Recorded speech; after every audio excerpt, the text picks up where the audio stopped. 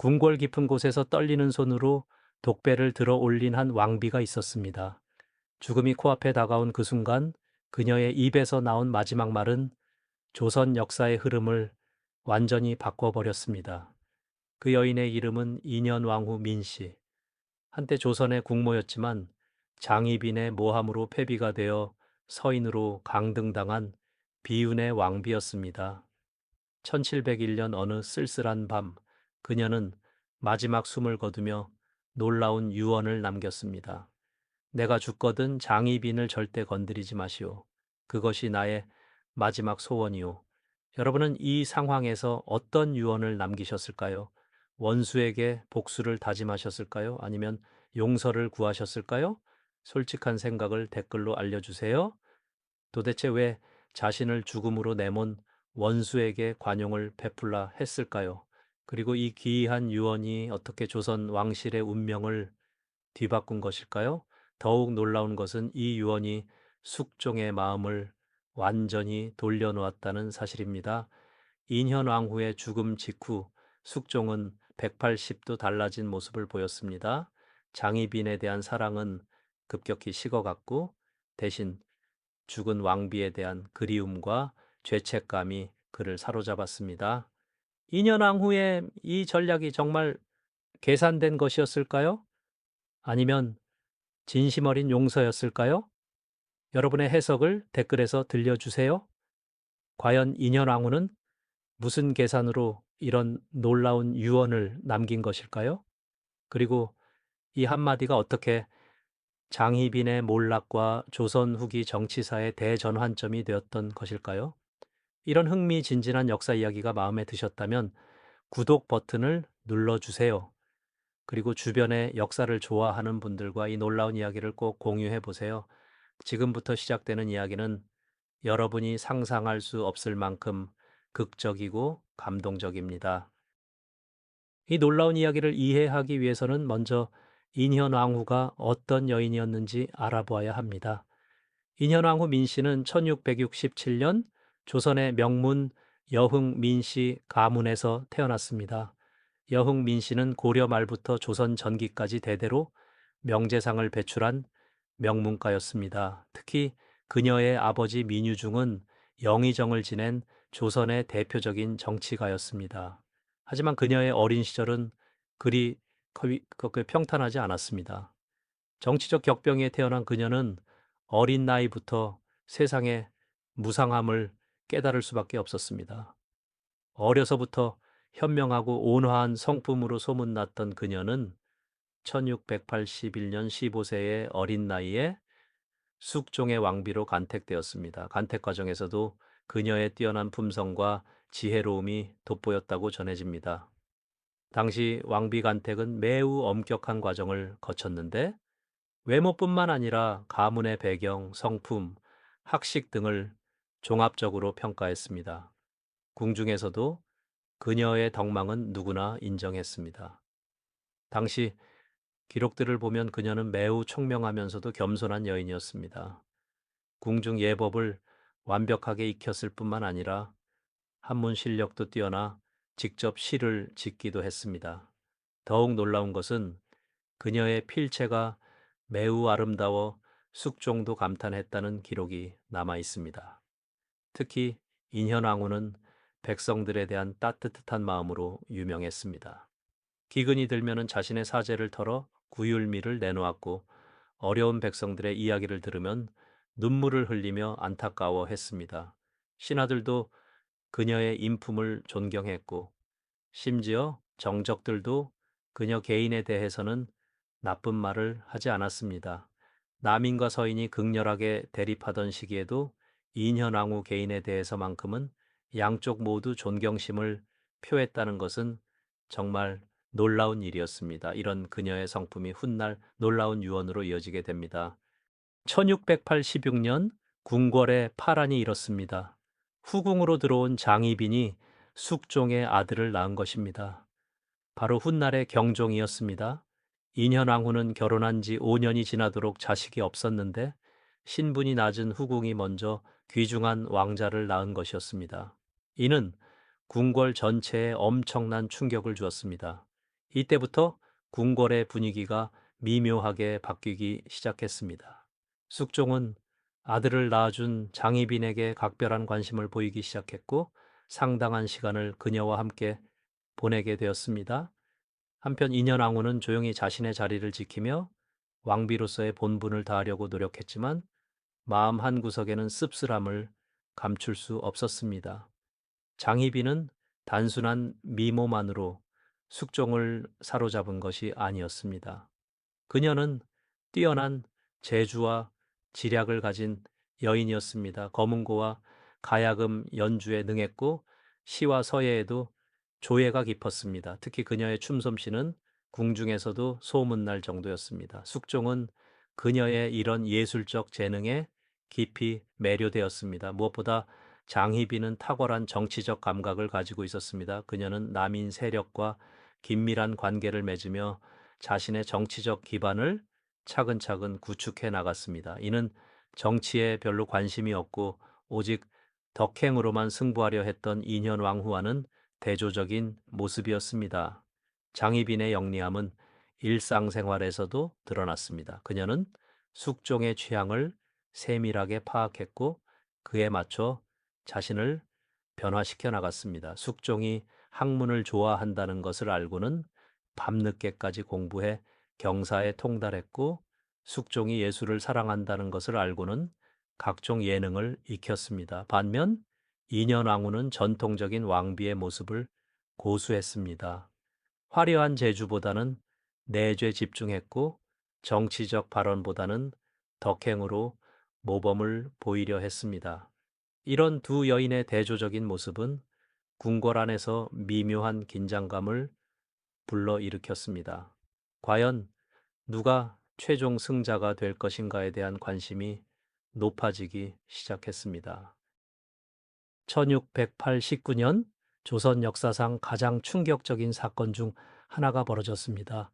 바로 기사환국이었습니다. 장희빈과 남인 세력이 손을 잡고 인현 왕후를 제거하기 위한 거대한 음모를 시작한 것입니다. 그들이 내세운 죄목은 인현 왕후가 숙종을 저주했다는 터무니없는 것이었습니다. 사건의 발단은 이러했습니다.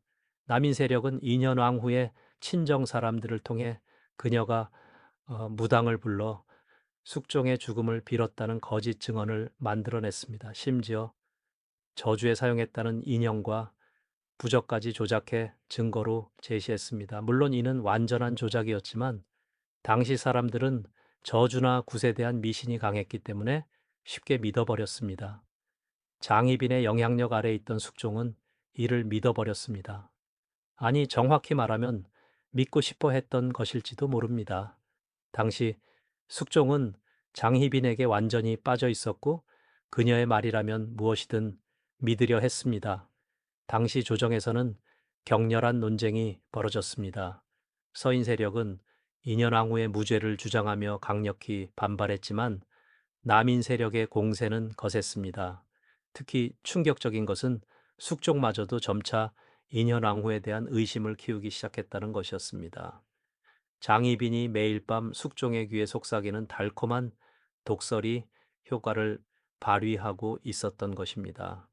인현왕후는 이런 상황에서도 놀랄 만큼 침착했습니다. 거짓 증언들이 쏟아져도 그녀는 흔들리지 않았습니다. 오히려 자신을 모함하는 사람들을 불쌍히 여기는 마음을 보였습니다. 그녀는 진실은 언젠가 밝혀질 것이라는 믿음을 잃지 않았습니다. 마침내 1689년 4월 인현왕후는 하루아침에 왕비에서 서인으로 강등당했습니다. 13년간 국모로서 나라를 위해 헌신했던 그녀에게는 너무나 가혹한 처사였습니다. 폐비 선언이 내려지던 날 인현왕후는 한마디 변명도 하지 않고 담담히 운명을 받아들였습니다. 오히려 숙종의 건강을 걱정하며 나라를 잘 다스려 달라는 말만 남겼을 뿐이었습니다. 그녀는 궁궐에서 쫓겨나 인왕산 기슭의 작은 집에서 쓸쓸한 나날을 보내야 했습니다. 이때 그녀의 나이 불과 23세였습니다. 인생의 가장 화려할 시기에 모든 것을 잃어버린 것입니다. 인왕산 기슭의 작은 집에서 인현왕후는 어떤 마음으로 지냈을까요? 분노했을까요? 원망했을까요? 놀랍게도 기록에 따르면 그녀는 놀라울 정도로 평온했다고 합니다. 마치 이 모든 시련이 자신을 더 큰 깨달음으로 이끌기 위한 하늘의 뜻인 것처럼 받아들였습니다. 유배 기간 동안 인현왕후는 많은 시간을 독서와 명상에 보냈습니다. 특히 불경을 읽으며 마음의 평정을 찾으려 노력했습니다. 법화경과 금강경을 반복해서 읽으며 모든 존재에 대한 자비심을 기르려 했습니다.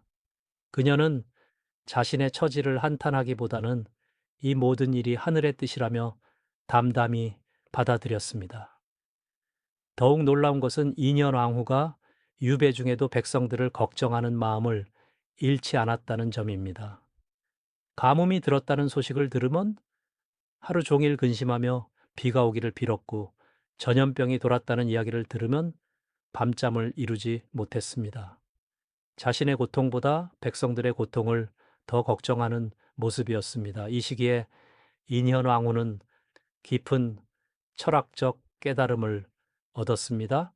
복수나 원한보다는 용서와 자비가 더 큰 힘을 가진다는 것을 깨달은 것입니다. 특히 자신을 모함한 사람들조차도 결국은 자신의 업보에 따라 살아가는 불쌍한 존재들이라는 생각을 하게 되었습니다. 이러한 깨달음이 훗날 그녀의 놀라운 유언으로 이어지게 됩니다. 유배지에서도 그녀를 찾아오는 사람들이 있었습니다. 옛 궁녀들이 몰래 안부를 묻기도 하고 백성들이 음식을 가져다 주기도 했습니다. 그만큼 그녀는 많은 사람들의 마음속에 살아 있었습니다. 인현왕후는 이런 사람들에게도 항상 고마운 마음을 표하며 그들의 안부를 세심하게 챙겼습니다. 한 번은 이런 일이 있었습니다. 추운 겨울 한 백성이 쌓은 떡을 가져다 주었는데 인현왕후는 그 떡을 받으며 눈물을 흘렸다고 합니다. 자신을 기억해 주는 사람들이 있다는 것만으로도 그녀에게는 큰 위안이 되었던 것입니다. 이런 작은 일상들을 통해 그녀는 인간에 대한 사랑과 신뢰를 더욱 깊게 키워나갔습니다. 1694년 정치적 바람이 다시 바뀌었습니다. 갑술 황국이 일어나면서 서인 세력이 다시 집권하게 되었고 인현 왕후 패출에 부당함이 하나씩 드러나기 시작했습니다. 인현 왕후를 모함했던 증인들이 거짓 증언을 했다고 자백하기 시작한 것입니다. 숙종도 점차 자신이 얼마나 큰 잘못을 저질렀는지 깨닫기 시작했습니다. 보기를 앞둔 어느 날 밤 숙종은 인왕산 기슭까지 직접 찾아가 인현왕후와 만났다고 합니다. 그때 숙종이 본 인현왕후의 모습은 5년 전과는 전혀 달랐습니다. 더욱 깊어진 눈빛과 초연한 미소를 짓고 있는 그녀를 보며 숙종은 자신이 얼마나 소중한 사람을 잃을 뻔했는지 깨달았습니다. 마침내 인현왕후는 복이 되어 다시 왕비가 되었습니다. 궁궐로 돌아오는 그녀를 맞이한 궁녀들과 신하들은 모두 감격의 눈물을 흘렸습니다. 5년간의 긴 유배가 끝나는 순간이었습니다. 하지만 5년간의 유배 생활은 그녀의 건강을 크게 해쳤습니다. 복이 된 지 얼마 되지 않아 그녀는 원인 모를 병에 걸리기 시작했습니다. 복이 후 인현 왕후의 모습은 예전과 확연히 달랐습니다. 더욱 깊은 눈빛과 초연한 모습을 보였습니다. 고난을 통해 더욱 성숙해진 것이었습니다. 궁녀들은 왕비마마가 부처님 같은 자비로운 기운을 가지게 되었다고 수군거렸습니다. 숙종도 그런 그녀를 보며 깊은 미안함과 존경심을 느꼈다고 합니다. 하지만 장희빈과의 관계는 여전히 복잡했습니다. 복이 된 인현왕후와 여전히 숙종의 총애를 받고 있던 장희빈 사이에 미묘한 긴장감이 궁궐을 감돌았습니다. 그러나 인현왕후는 장희빈을 원망하기보다는 오히려 불쌍히 여기는 마음을 보였습니다. 권력에 취해 진정한 행복을 놓치고 있는 그녀가 안타까웠던 것입니다. 인현왕후는 복위 후에도 예전과 같은 화려한 생활로 돌아가지 않았습니다. 오히려 더욱 소박하고 검소한 생활을 지향했습니다. 유배 생활을 통해 깨달은 진정한 가치들을 잊지 않으려 했던 것입니다. 이런 그녀의 모습을 보며 많은 사람들이 감동받았습니다. 1701년 인현왕후의 건강이 급격히 악화되었습니다. 의관들이 최선을 다했지만 그녀의 병은 좀처럼 나아지지 않았습니다. 모든 사람들이 그녀의 죽음을 예감하기 시작했습니다. 숙종은 밤낮으로 인현왕후의 병상을 지키며 회복을 빌었지만 그녀의 상태는 날로 악화되어만 갔습니다. 병상에서도 인현왕후는 국정을 걱정했습니다. 숙종에게 백성들의 어려움을 덜어달라고 부탁하기도 하고 신하들에게는 나라를 위해 충성할 것을 당부했습니다. 죽음을 앞두고도 자신보다는 나라와 백성을 먼저 생각하는 모습이었습니다. 그런 그녀를 보며 주변 사람들은 모두 감동받았습니다. 특히 주목할 점은 이 시기에 인현왕후가 장희빈에 대해 어떤 언급도 하지 않았다는 것입니다. 원한이나 복수에 대한 말은 전혀 없었습니다. 오히려 모든 사람을 용서한다는 뜻을 여러 번 밝혔습니다. 주변 사람들은 이런 그녀의 모습을 보며 성인의 경지에 이르렀다고 감탄했습니다. 병이 깊어질수록 그 인현왕후는 더욱 초연해졌습니다. 어느 날은 궁녀에게 이런 말을 했다고 합니다. 죽음이 두렵지 않다. 다만 전하와 백성들을 생각하니 마음이 무겁구나. 이런 말을 들은 궁녀들은 모두 눈물을 흘렸습니다. 의관들은 인현왕후의 병을 여러 가지로 진단했지만 근본적인 원인을 찾지 못했습니다. 어떤 이들은 5년간의 유배 생활로 인한 심신의 피로가 누적된 것이라고 했고, 어떤 이들은 마음의 상처가 몸의 병으로 나타난 것이라고 했습니다. 하지만 무엇보다 인현왕후 자신이 이미 이승에 대한 미련을 버린 것 같았습니다. 그녀는 자주 창밖을 바라보며 무언가를 그리워하는 듯한 표정을 지었습니다. 궁녀들은 그런 왕비마마를 보며 마치 다른 세상을 그리워하는 것 같다고 수군거렸습니다. 어느 날 밤 인현왕후는 숙종에게 마지막 당부를 했습니다. 전하, 저 세상에서도 전하의 안녕을 빌겠습니다. 부디 백성들을 사랑으로 다스려 주시옵소서. 이런 말을 들은 숙종은 더욱 슬퍼했습니다. 자신이 잃을 뻔했던 소중한 사람의 가치를 이제야 깨닫게 된 것입니다. 1701년 9월 16일 인현왕후의 마지막 순간이 다가왔습니다. 숙종과 신하들이 모두 모인 가운데 그녀는 그 유명한 유언을 남겼습니다. 촛불이 흔들리는 병상에서 인현왕후는 마지막 힘을 다해 숙종을 바라보며 말했습니다. 전하, 신이 죽거든 장희빈을 절대 해치지 마시옵소서. 그것이 신의 마지막 소원이옵니다. 이 말을 들은 모든 사람들이 충격에 빠졌습니다. 자신을 죽음으로 내몬 원수를 용서하라는 것이었습니다. 심지어 보호해달라고 부탁하는 것이었습니다. 병상 주변에 있던 신하들은 서로의 얼굴을 바라보며 믿을 수 없다는 표정을 지었습니다. 숙종은 이 말에 더욱 큰 충격을 받았습니다. 어찌 그런 말씀을 하시옵니까? 라고 되묻자 인현왕후는 미소를 지으며 대답했습니다. 전하, 복수는 또 다른 복수를 낳을 뿐입니다. 신은 그런 악순환이 끊어지기를 바라옵니다.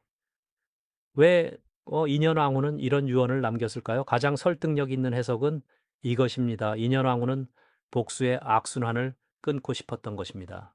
자신이 당한 일로 또 다른 사람이 고통받는 것을 원하지 않았던 것입니다. 그녀는 진정한 승리는 상대방을 무너뜨리는 것이 아니라 사랑으로 감화시키는 것임을 깨달았던 것입니다. 또 다른 해석도 있습니다. 인현왕후는 자신의 관대함을 통해 숙종의 마음을 완전히 돌리려 했다는 것입니다. 원수를 용서하라는 말을 통해 오히려 장희빈의 악행을 더욱 부각시키고 자신의 고결함을 드러내려 했다는 분석입니다. 하지만 어떤 의도였든 그 순간에 인현왕후는 진심으로 장희빈을 불쌍히 여기고 있었습니다. 그녀의 눈에는 원망이 아닌 자비가 담겨 있었다고 당시 기록들은 전하고 있습니다. 인현왕후는 계속해서 말했습니다. 신이 바라는 것은 이 나라의 평화가 깃들기를 바라는 것뿐이옵니다. 미움과 원한으로는 진정한 평화를 이룰 수 없사옵니다.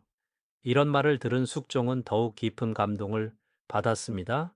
자신이 얼마나 큰 사람을 곁에 두고 있었는지 새삼 깨닫게 되었던 것입니다. 인년 왕후의 유언은 예상치 못한 결과를 가져왔습니다. 숙종은 이 말에 깊은 충격을 받았습니다. 자신이 그토록 사랑했던 장희빈을 가장 큰 피해자인 인현왕후가 보호해달라고 부탁한 것이었습니다. 이 순간 숙종의 마음에는 급격한 변화가 일어났습니다. 인현왕후가 숨을 거둔 후 숙종은 며칠 동안 말을 잃었다고 합니다. 그는 인현왕후의 마지막 말을 계속 되새기며 자신이 저지른 일들을 돌이켜 보았습니다. 장희빈에 대한 사랑은 급속히 식어갔고 대신 죽은 인현왕후에 대한 그리움과 존경심이 커져갔습니다.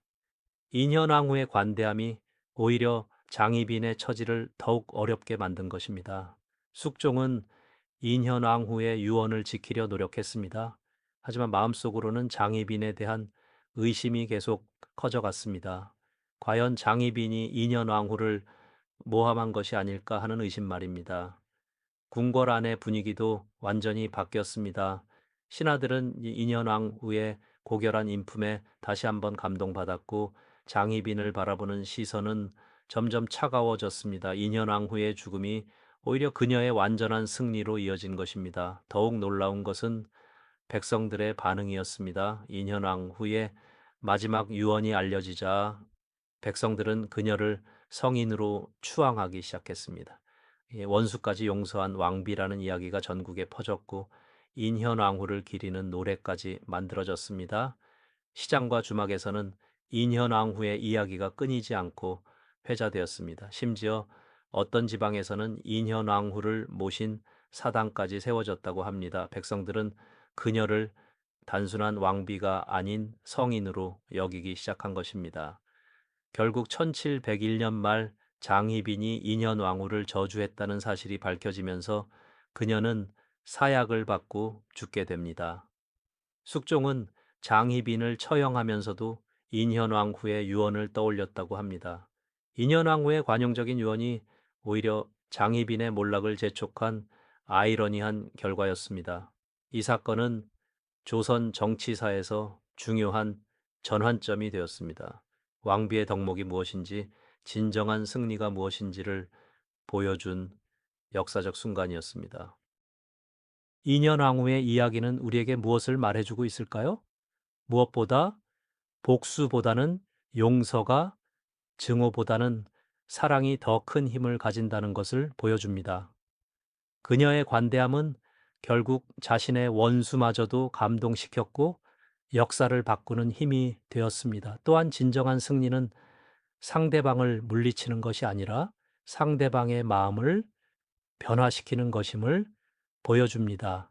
인현왕후는 죽음으로써 장희빈을 이겼고 역사에 길이 남을 감동적인 인물이 되었습니다. 그녀의 마지막 유언은 단순한 말이 아니라 한 인간의 숭고한 정신이 만들어낸 작품이었습니다. 현대를 살아가는 우리에게도 인현왕후의 지혜는 큰 교훈을 줍니다. 오늘날 우리는 갈등과 대립이 끊이지 않는 세상에서 살고 있습니다. SNS 상에서의 논쟁, 정치적 갈등, 세대 간의 차이 등 곳곳에서 분열과 대립이 일어나고 있습니다. 이런 상황에서 인현왕후가 보여준 용서와 관용의 정신이 더욱 필요한 것은 아닐까요? 그녀는 자신을 가장 큰 고통으로 몰아넣은 사람조차 용서했습니다. 이는 단순한 약함이 아니라 가장 강력한 힘의 표현이었습니다. 진정한 강함은 상대방을 굴복시키는 것이 아니라 상대방의 마음을 변화시키는 것임을 그녀는 몸소 보여주었습니다. 인현왕후 민씨. 그녀는 왕비였지만 무엇보다 위대한 인격자였습니다. 그녀의 마지막 유언은 조선 역사상 가장 아름다운 말 중 하나로 기억되고 있습니다. 그녀가 보여준 관용과 용서의 정신은 500년이 지난 지금도 우리에게 깊은 감동을 주고 있습니다. 특히 현대 사회에서는 이런 덕목이 더욱 필요합니다. 경쟁과 대립이 일상화된 현실에서 인현왕후 같은 관대함과 포용력이야말로 진정한 리더십의 모습이 아닐까요? 여러분은 어떻게 생각하시나요? 인현왕후의 선택이 현명하다고 보시나요? 만약 여러분이 같은 상황에 처한다면 어떤 선택을 하시겠습니까? 댓글로 여러분의 솔직한 생각을 들려주세요. 이런 감동적인 역사 이야기가 좋으셨다면 구독과 좋아요 부탁드립니다. 다음에도 더욱 흥미진진하고 교훈적인 조선의 비밀 이야기로 찾아뵙겠습니다. 역사는 단순한 과거의 기록이 아닙니다. 우리가 살아가는 지혜를 주는 소중한 교과서입니다.